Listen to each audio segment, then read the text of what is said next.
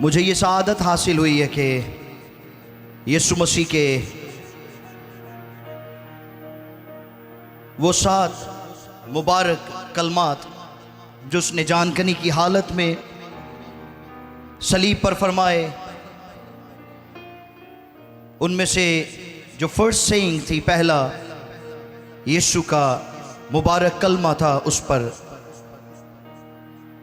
बात करने के लिए, उसको आप तक पहुंचाने के लिए। आप सब जानते हैं कि इसको माफ़ी का कलमा बोला जाता है। मैंने इसको उन्वान दिया है, टॉपिक दिया है, ऐलान मुआफ़ी। मुक़द्दस लूका की मार्फत लिखी गई यीशु मसीह की इंजील, उसका 23वां बाब है और 34वीं आयत में यूँ लिखा है, यीशु ने कहा, ए बाप, इनको मुआफ़ कर, क्योंकि ये जानते नहीं कि क्या करते हैं। आमीन। आदम और हवा के गुनाह में गिरने के बाद से इंसानी तारीख में हमें 2 ग्रोह नजर आते हैं, 2 ग्रोह मिलते हैं। एक वो जो मजलूम है और एक वो जो जुल्म करता है।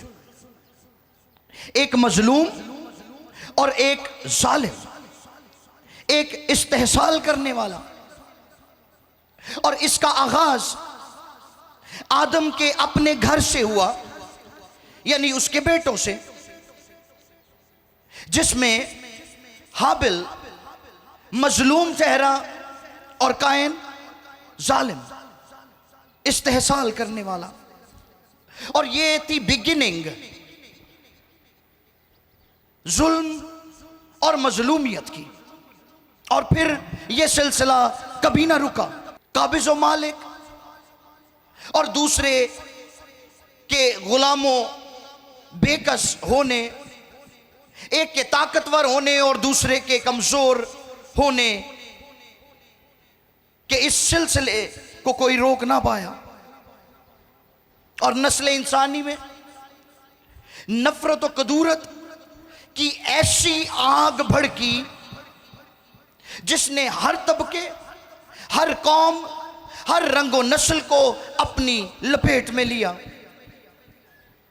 और इंसान चूंकि अपने अंदर खुदादाद सलाहियतें रखता है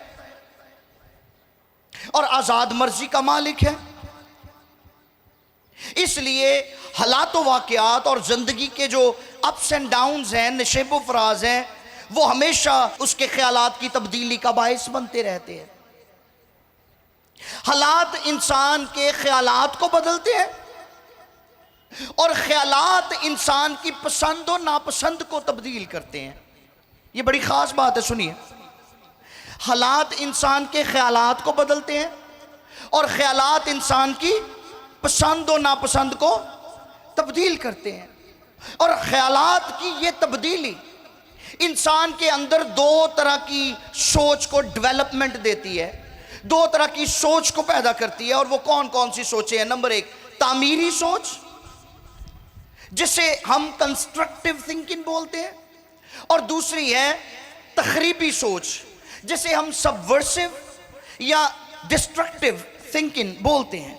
अब तामीरी सोच क्या है? तामीरी सोच हमेशा दूसरों की भलाई चाहती है। तामीरी सोच हमेशा अमन की बात करती है। इस सोच के तहत जुल्म, बर्बरियत, नफरत, हसद, रंगो नस्ल के इम्तियाज और गुलामी के जुओं से आजादी की बात की जाती है। तामीरी सोच इंसान के अंदर जज्बा मोहब्बत को पैदा करती है। तामीरी सोच इंसान के अंदर जज्बा मुआफ़ी को पैदा करती है। खुदा के एक बहुत सूरमा खादिम बिली ग्रैहम के एक इंटरव्यू में उनसे पूछा गया कि आपके ख्याल के मुताबिक दुनिया में अमन कैसे कायम किया जा सकता है? आज भी अमन का ही इशू है। आज हम नजर उठा के देखें तो कोई भी कौम किसी दूसरी कौम को बर्दाश्त नहीं कर रही। और अगर मुल्कों के अंदर चले जाएं तो कोई भी एक शख्स किसी दूसरे शख्स को बर्दाश्त नहीं कर रहा। या तो बिजनेस की दौड़ लगी हुई है, बिजनेस में एक दूसरे को नीचा दिखाने की कोशिश कर रहे हैं, आगे बढ़ने की कोशिश कर रहे हैं। अगर ये प्रोफेशनल लाइफ है तो उसमें एक दूसरे को नीचा दिखाने की, पीछे छोड़ने की कोशिश है, एक दूसरे को पुश बैक करता है और आगे बढ़ने की कोशिश कर रहा है, और दूसरा उसको बर्दाश्त नहीं कर रहा। सो ये एक ऐसी जंग है जिसको कोई खत्म नहीं कर पा रहा, जो खत्म नहीं हो रही। लेकिन तामीरी सोच इसमें अपना अहम किरदार अदा करती है।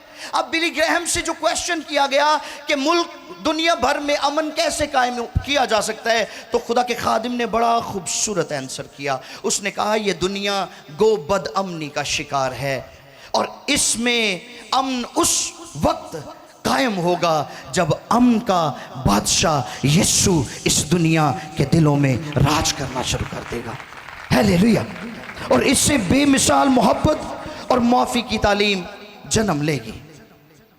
अब दूसरी है तखरीबी सोच, जिसको लेकर इंसान अपने नज़रियात और एतकादात के लिए हर तरह की कुर्बानी देने के लिए तैयार है। तखरीबी सोच हमेशा नफरत, हसद, जुल्म जबर, बर्बरियत, तज़ब्ज़ब, कत्ल गारत, जंगो जदल और हर तरफ से दूसरों को नुकसान पहुंचाने, जिसकी बात मैं पहले कर रहा था, दूसरों के हकूक पर कब्जा जमाने की तहरीक को परवान चढ़ाती रहती है। फिरौन, एजिबल, हेरोदिस और नीरो बादशाह जैसे तखरीबी सोच के मालिक आज भी जुल्म की इंतहा करने से बाज नहीं आते। इसीलिए दुनिया और मुआशरों में आज नामुआफी और बदले की रूह दंदनाती फिर रही है। यही सोच यीशु की ज़मीनी ज़िंदगी में यहूदी मजहबी क़यादत के अंदर भी मौजूद थी, और इस बात का जीता जागता सबूत थी, क्योंकि यहूदी मजहबी क़यादत, उनके अंदर जो तखरीबी सोच चल रही थी वो तामीरी सोच को डोमिनेट करना था, वो कंस्ट्रक्टिव थिंकिंग को डोमिनेट करना था। उनसे यीशु की तालीम, यीशु की खिदमत बर्दाश्त नहीं होती थी। सरदेसी अंदरों जेलस होते थे और वो उसको दबाना चाहते थे, उसको पुश बैक करते थे। और ये बात वाज़े तौर पर बताती है कि जो यहूदी मजहबी क़यादत थी वो गुलामी का शिकार थी, गुनाह के गुलाम थे वो। और इस तखरीबी सोच ने डेवलपमेंट पाकर रोमी हुकूमत को भी अपनी उस सोच का हिस्सा बनाया, और वो यीशु के खिलाफ महाजराई करने के लिए तैयार हो गए। पिछले दिनों बड़ी डिटेल्स के साथ हमने दिए थे मैसेजेस, खुदा के खादिम ने, डॉक्टर खालिद साहब ने और मैंने भी। यहूदियों ने अपनी इस तखरीबी सोच का हिस्सा रोमियों को भी बनाया, और रोमियों ने उस तखरीबी सोच का हिस्सा बनकर मसीह को मसलूब किया। और सलीब के तले दो ग्रोह मौजूद थे। यहां पर भी एक वो जो जुल्म सहकर खामोश था, और दूसरा वो जो जुल्म को मार्का आराई या फतह समझ रहा था। और इन दोनों ग्रोहों के दरमियान यीशु जो ऊंचे पर लटकाया गया, भूख प्यास, बदतरीन तशद्दुद, जुल्म और रुसवाई, जिस्मानी अजियत और कमजोरी की हालत में भी उनके लिए शफाअत कर रहा था। हालेलुया। जालिमों के लिए शफाअत कर रहा है और मजलूमों को सबक दे रहा है कि माफ करना बहुत जरूरी है। आमीन। उसका मजलूमों, दुखी और बेकस लोगों के लिए मुशक्कत उठाना, उनके गमों को बर्दाश्त करना, जिस्मानी दुख और तहकीर का सामना करना, भेड़ की तरह बाल कुतरने वालों के सामने बेजुबान रहना अजीब था। उसने उन जुल्म करने वालों के सामने खामोश रहकर अपने सताने, तहकीर और बेकदरी करने वालों, मसलूब करने वालों और ठट्ठा उड़ाने वालों के लिए मोहब्बत से भरा हुआ फतवा जारी किया कि अब आप इनको माफ़ कर, क्योंकि जानते नहीं कि। हालेलुया। और यीशु के इस एक फिक्रे ने, यीशु के इस पहले कलमे ने तखरीबी सोच की काया पलट कर रख दी और दुनिया की तारीख बदल दी। हालेलुया, हिस्ट्री चेंज कर दी यीशु ने इस दुनिया की। मोहब्बत और माफी ने मिलकर इंतकाम और तखरीबी सोच को हरा दिया। फरोतनी जिल्लत पर गालिब आई। मोहब्बत और माफी का रद्द अमल इतना मजबूत और इतना गहरा था कि मत्ती की इंजील के 27वें बाब की 54 आयत के मुताबिक जो जुल्म करने वाले थे उन्होंने भी इस कंस्ट्रक्टिव सोच के आगे अपना सर खम कर दिया और कहने लगे बेशक ये खुदा का बेटा था। हालेलुया। सो मेरे बहनों भाइयों, माफी का अमल एक ऐसा इजहार है जो लफ्जी तौर पर नहीं बल्कि हमें इसको अपनी अमली जिंदगी का हिस्सा बनाना है। और जब हम इसको अपनी अमली जिंदगी का हिस्सा बनाते हैं तो फिर हम खुदा की फितरत को अपनाने के काबिल हो जाते हैं। मुआफ़ करना एक खासा मुश्किल अमल है मगर हमें हर रोज़ इसकी प्रैक्टिस करनी है। सो मुआफ़ करना एक प्रैक्टिस है जिसे हमें हर रोज़ अपनी ज़िंदगी का हिस्सा बनाने की ज़रूरत है। खुदावंद यीशु ने दुआ रबानी में भी मुआफ़ करने के मुतल्लिक बात की है। और अगर हम चाहते हैं कि हम मुआफ़ किए जाएं तो ज़रूर है कि हम भी मुआफ़ करें।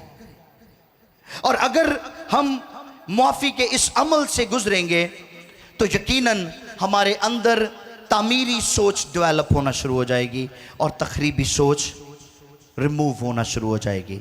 हम कंस्ट्रक्टिव होते जाएंगे ना कि सबवर्सिव या डिस्ट्रक्टिव। राइट।